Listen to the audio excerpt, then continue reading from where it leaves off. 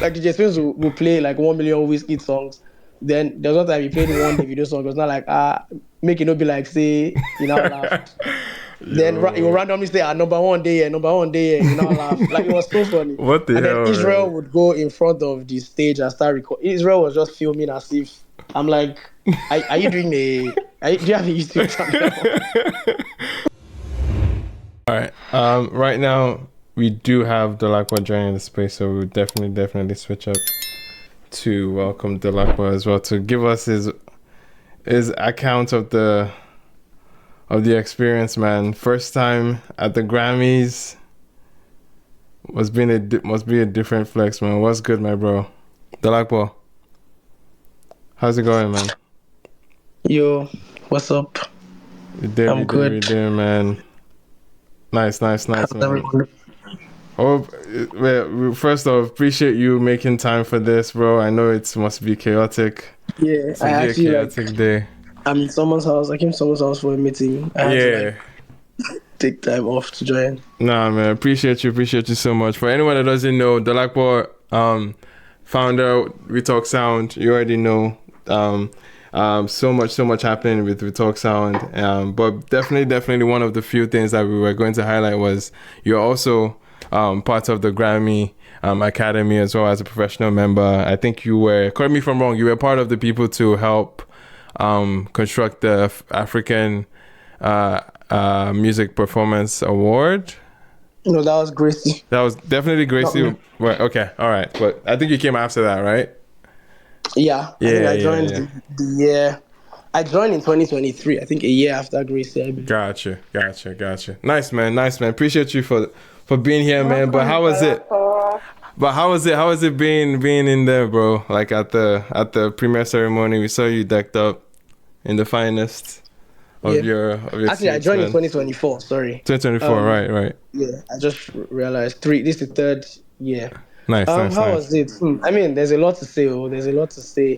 I think it's worth starting with the fact that it's not just the Grammy Awards. It's not like it's not just the night of the event. It's like a whole week of activities. Right. And so that's where it starts, right? It's like the entire LA basically is focused on Grammys for that week. Everybody knows that it's happening. All the Ubers know, all the people that don't even necessarily work in the industry know. And so on one hand, the Recording Academy has a ton of events, or at least this year they had a ton of events, like almost every day. And they had this space called Grammy House where they were doing a number of events at, which is where Davido performed, I think 2 nights or 3 before the Grammys. So there's that. But on the other hand, all the labels, distros, music companies, music funds, DSPs, everybody basically does a party or an event. Right, for some people it's mixers, some people it's parties. So it's like every day there's just RSVPs flying around. Like different things. Like literally, it is insane. And so that happens, and then it builds up to the weekend. Now, the weekend is when things get really intense, like Friday night, Saturday night, and then Sunday, the Grammys. So yeah, that's like the first part is just being overwhelmed with like so many things to do, so many places to be at, like hopping from event to event. I saw Dolapo. Yeah, I saw Dolapo in the middle we of had past that together. hopping events. That's so funny. Did you? Yeah. No, I was gonna say, did you have any fangirl moment that probably tripped you out a bit? That seeing this person in like live was a moment for you? Not really. I didn't see like a lot of I saw Nigerian celebs, but I'm not going to do that for any Nigerian. I get you. I'd not see El Sweatshirt or Lupe Fiasco. So. Oh yeah, that was. Sorry, man. So So sorry. The way but Dolapo yeah, said like that is like it's yeah, giving me self. I know small now. Is- like is it the same people that I see in Lagos? I'm not even getting them in Lagos. Like why? Nice So one. yeah, so the first thing is like it's very overwhelming Right. in that you have to make a lot of decisions. Or where do I go? Right. Which Right. one do I want to go for? There's that part. Other part is that it's also like the Cloud Olympics. Like I was saying that it's like Lagos. The worst. Lagos is like Cloud Olympics. LA is like Cloud Olympics, but like Lagos meets LA is like the ultimate Cloud Olympics. It's like everybody is trying to show that I know this person, so I'll call them to get invites. Like it's just a lot of hustling Yeah. for to enter events and stuff and Yeah. just Who you showing know? that yeah, it's very dependent on that. Right. Like the YouTube party, for instance, I think that was for like from an African perspective, that was the best party that Nice. happened. Like everybody was there. Like I was very proud of like my people. It was amazing, but like it was insanely in high demand to the point where I got there by like 3 p.m. Even though it started by 1, it's supposed to be 1 to 6. I got there by like 3 p.m. and it was already over capacity. And so Damn. I was in line for like 1 hour to 1 hour 30 minutes, literally outside, like with a bunch of people. And like it wasn't even a thing where the YouTube team could necessarily interfere because Yeah. like it was a security thing, and so they were only letting people come in based on people going out. So if 2 people left, 2 people will come in. If one person left, one Right. person will come in, and that's how crazy that was.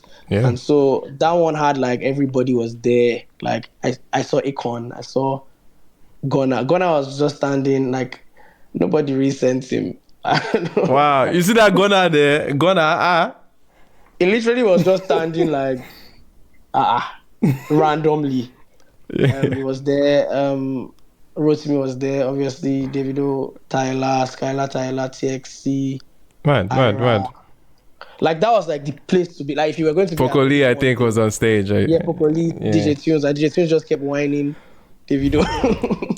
Like DJ Tunes will play like 1 million Whiskey songs. Then there was one time he played one Davido song. It was not like make it not be like say you know laughed. Then he will randomly say, number one day here, number one day here, you know, laugh. Like it was so funny. What the And then hell, Israel man? would go in front of the stage and start recording. Israel was just filming as if I'm like, are you doing do you have a YouTube channel? But yeah, like Nice. everybody came out for that one, like all the execs, like Ocha, Larry, Tega, Linda, the Nice. Empire guys, like it was cool. Nice. Nice. But yeah. But yeah, the man, the Grammy itself, premiere Grammy ceremony. itself, obviously there are 2 events in 2 venues that are side by side. So it starts off with the premiere, and then the main Grammys that everybody sees, like that shows on actual TV, is the Right. telecast. So let me start from how do you even get tickets and stuff. Like as a member of the academy, you can buy tickets, and I think labels and just the big companies get tickets for their staff. So for me, I already knew that. I had already heard that tickets used to sell out very quickly. And so I bought, like the next day after the tickets came out, I bought mine. I bought the cheapest tickets, to be transparent. And cheapest tickets was like, it was called bronze. It was like $300 and something. Right. And that was discounted for members. So it's even more expensive than that. Right. And that was cheapest. But hey, like bro. platinum, there was- Hey, bro, you're in the building, man. It doesn't matter. Bro, I'm not even like, who am I trying to Yeah, show off you're in the to? building, Like, man. I should pay $2,000 because I want to sit down beside. I still won't even sit down beside Kendrick or whoever. I would sit with the most expensive one. Right. What's the point? Right. Like, and even if I sit down beside them, they don't know me. So, like, so anyway, I bought that, but I couldn't get after party tickets because that was already sold out. Literally a day after. So Jeez. I just bought the one that would get me into the telecast and the premiere. Right. So on the way there, they closed most of the roads leading to the place. They already sent an email saying how you should navigate, and there was just so much security. Like there's this video I posted on my Instagram story. If anybody is on my Instagram, like of my Uber lady complaining, she was just like, "Oh my God, how have I gotten into this mess?" Because it was just such a long, like the security is insane. Like they literally bring dogs to sniff your cars for Wow. weapons, drugs and stuff. Like that's how. But it makes sense, right? Yeah, It's it like, makes sense for who's in the bro, you're going room. to a place that Yeah. has like everybody that has importance in music. Right. So it was insane. And so I got to the to the premiere. It had already started. I got in, and yeah, they had not announced the African category, so I sat. And then just around when they were going to announce the African category, maybe like 5 minutes before, Ira like walks in and literally sits like on the same row as me. So like Oh, okay. so like her and like I think her team as well. And so they were announcing the category. I was looking at her. I was hoping that okay, now that I've inside, I'm sad. If Ira wins, I'll have a video of like Of her reaction. a live reaction. then, Mad.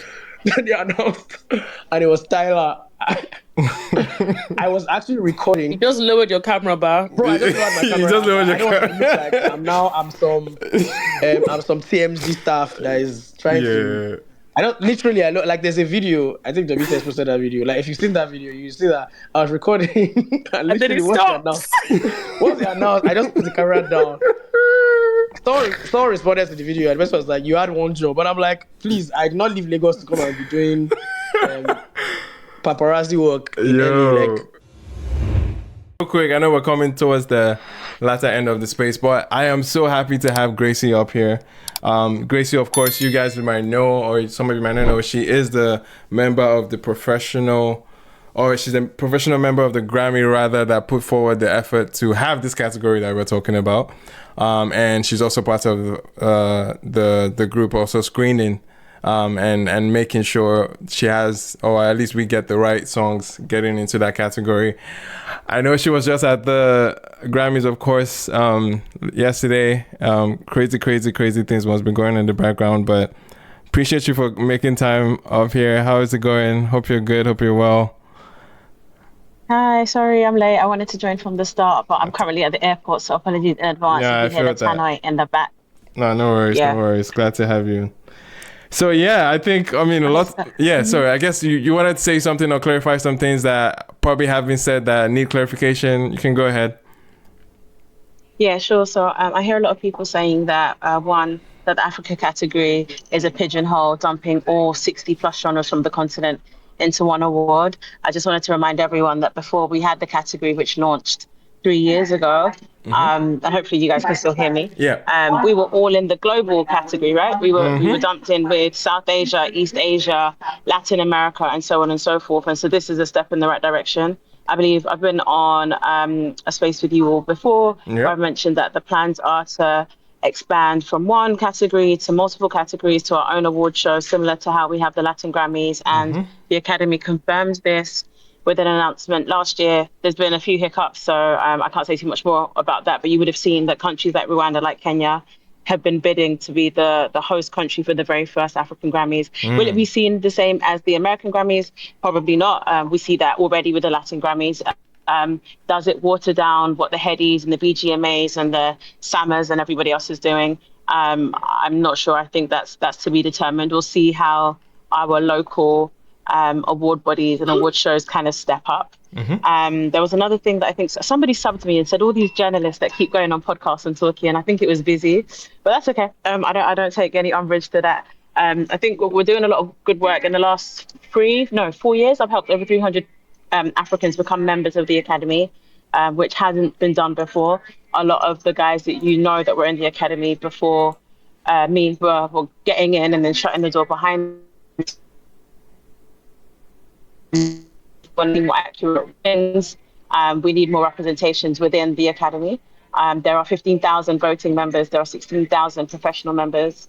And I'm in a weird space where I guess I sit across both. As you said, I'm a professional member because I don't make music, but because I screen the submissions, I'm part of a committee of, I think, 15 of us, where we listen to every single song that is submitted and determine whether it fulfills the criteria for the category or whether it should be moved to another category. And then there was just one more point I wanted to make, that I think a lot of us wanted to see Davido take it home based on, the Big Three conversation, etc. One thing that I don't think has been mentioned is that everyone is saying that the voting within the academy is politicized. Emmanuel, I sent you a tweet actually from somebody speaking from the R&B and hip hop perspective, where he was saying that so just for everyone's awareness, the academy is broken up into chapters. So you have like the LA chapter, you have the New York chapter, DC chapter, etc. And the tweet and the commentary that this person said is basically that the voting is reflective of the people within the academy, because obviously it's votes, and he was basically saying that the R&B and hip hop one wasn't as accurate as it could be, because most of the people voting are from the LA chapter, and the LA chapter is quite far removed from the R&B and hip hop scene, which at the moment seems to be bubbling in like the New Yorks and the Atlantas, etc. And so I think a lot of people are feeling slightly disengaged with some of the results from last night being not just reflective of America, but maybe just reflective of where a majority of the voters reside, and in this case that's LA. And sorry, I know the tannoy is going off in the back, so I'm going to just say one final point. Hopefully you can still hear me. Yep. So both Tyler and Davido are under subsidiaries of Sony, right? Yep. Tyler's under Epic, and Davido's under RCA, I believe. And I'll ask you actually, if you were going to do a voting campaign, I think I mentioned this again, and I'll say it again just for the purposes of everyone. When you become a nominee, there is a thing called FYC, which is called for your consideration. That's when the artists, the management, the label go around campaigning or advocating for their talent to receive votes for their chosen categories. Right. Some people do it successfully, some people don't do it at all. And that is reflective. I think you said it earlier that there are so many categories, right? There's 96 categories. Each of them have a minimum of 5 nominees. It's impossible for every voter to know every submission across all 96. And so there is something to profile recognition or name recognition. So I completely agree with your point on that. But also, if you are at the Sony level, would you split your vote, or would you try and bank it on more of a sure thing? A lot of conversation has been had around, I guess, the injustice around Davido, but I don't think a lot of people have been thinking about the fact that Tyler is 24, right? She's got at least another good 10 years of shelf life or relevancy. That can't be said for everybody that was nominated in the category. In the last 3 years, according to Afro Fact Zone, she's won, I believe, 48 awards. Wikipedia says 33. So again, between 33 and 48, that's a lot in 3 years. And so you can see that they're investing into a talent that will give them a return on investment.